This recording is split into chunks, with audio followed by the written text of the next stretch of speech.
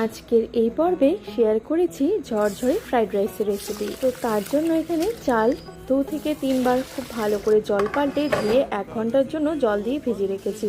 একটা বড় পাত্রে জল গরম করে তেজপাতা, গোটা গরম মশলা, সাজিরে, লবণ, ভিনিগার, সাদা তেল দিয়ে খুব ভালো করে জলটাকে ফুটিয়ে নিয়ে ভিজিয়ে রাখা চালগুলোকে দিয়ে সেদ্ধ করে ভাতটা 90%-এর মতো সেদ্ধ করে নিয়ে নামিয়ে নিয়েছি।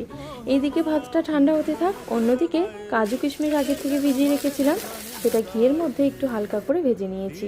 গাজর এবং ক্যাপসিকাম নিয়েছি, সেটাকেও হালকা করে একটু ভেজে নিচ্ছি।